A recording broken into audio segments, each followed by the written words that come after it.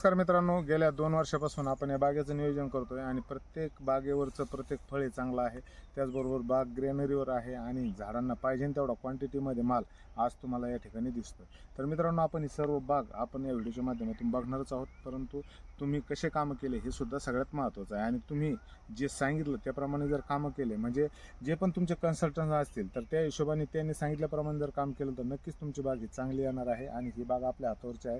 चला मी तुम्हाला व्हिडिओ पण दाखवतो आणि पुढची माहिती. असा माल जर आपल्याला पाहिजे असेल तर याच्यासाठी नियोजन महत्त्वाचं आहे आणि नियोजन लागत असतं ते म्हणजे पाणी, खत, त्याचबरोबर फवारणी.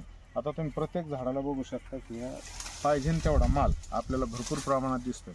मित्रांनो, झाडाची ग्रेनरी सुद्धा चांगली जर ठेवायची असेल तर त्याला आपल्याला नियोजनबद्ध काम करावं लागतं. मग कोणते कीटकनाशक असतील, त्याच्यानंतर आपल्याला जमिनीमधून कोणते वॉटर सोलेबल खतं असतील, न्यूट्रिशन कोणकोणते जाऊन द्यायचे असेल आणि त्याच माध्यमातून आपलं काम हे सगळं चांगलं होत असेल. जर झाडाला डेंके येत असेल तर काय, तर या सर्व गोष्टींचा अभ्यास करूनच त्याच्यानंतर आपल्या बागेवरती काम करावं लागतं. मित्रांनो, झाडाची फूट झाल्यानंतर किंवा झाड फुटण्यासाठी आपल्याला काय काय काम करावं लागतं हे सर्व नियोजन जर करायचं असेल तर आपल्याला त्याच्या आधी, म्हणजे ज्यावेळेस आंब्या मालाची हार्वेस्टिंग व्हायची त्याच्या आधीपासून काम करावं लागतं, किंवा जर आपली बाग ही लवकर हार्वेस्टिंग झाली तर त्याच्यानंतर पावसाळ्यामध्ये काम सुरू करावं लागतं. तेव्हा आपल्या झाडावरती या अशा पद्धतीची मालाची क्वांटिटी आपल्याला दिसत असते. मित्रांनो, प्रत्येक झाड लावलेलं आहे, याच्या पाठीमागचं पाण्याचं नियोजन खूप महत्त्वाचं आहे.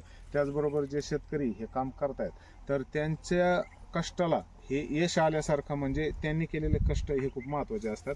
कारण हे झाड तुम्ही पाहू शकता, याच्यामध्ये सुद्धा भरपूर प्रमाणात माल आहे आणि एकच नाही, प्रत्येक झाडावरती या ठिकाणी भरपूर प्रमाणात माल या ठिकाणी लागलेला आहे. तर याच्यासाठी आपल्याला खताचं नियोजन आणि सर्वात महत्त्वाचा मुद्दा आहे की आपली जमिनीमध्ये आपल्याला किती पाणी द्यायचं आहे, किंवा जमीन कशा प्रकारची आहे, जमिनीचा पीएच कसा आहे, जमिनीमध्ये ऑर्गॅनिक पद्धतीचं आपण जे मटेरियल टाकतो, म्हणजे त्याच्यामध्ये शेणखतं असेल किंवा इतर कोंबडी खतं असेल किंवा तुम्ही कंपोस्ट खतं असेल तर हे खतं कशी देत आहे, त्याच्यानंतर त्यांच्या जोडीला रासायनिक खतांचा वापर तुम्ही कसा करताय, त्याच्यानंतर तुमची फवारणीबद्दल, म्हणजे सेटिंगसाठी आपण जी फवारणी करतोय.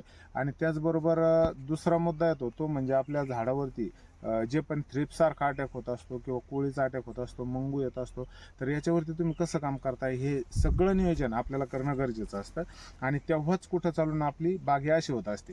मित्रांनो, तुमच्याकडे जर झाडं पिवळे असतील, झाडावरती डिंके असेल, तर याच्यासाठी सुद्धा आपल्याला खालून जमिनीमधून कोणते बुरशीनाशक द्यायचे, त्याचबरोबर आपल्याला त्याला मूळ व्यवस्थित ठेवण्यासाठी किंवा मूळ फ्रेश होण्यासाठी तर हे सर्व कामं आपल्याला बुरशीनाशकच्या माध्यमातून, मग ते जैविक असो, ऑर्गॅनिक असो किंवा आपलं रासायनिक बुरशीनाशक असो, तर त्या हिशोबाने आपल्याला काम करणं. तर मित्रांनो, हे सर्व काम करत असताना आपल्याला एक नियोजनबद्ध पाणी व्यवस्थापन सुद्धा महत्त्वाचं असतं. ड्रिपनं किती पाणी द्यायचे, त्याचबरोबर तुमचे फ्लड पाणी किती गेले पाहिजे किंवा ड्रिप कुठं असलं पाहिजे, या सर्व गोष्टींचा जर तुम्हाला अभ्यास असेल तर चांगली गोष्ट आहे. आणि जर तुम्हाला काही अडचण येत असेल तर समस्या असेल तर कमेंट बॉक्समध्ये नक्की मांडा. धन्यवाद.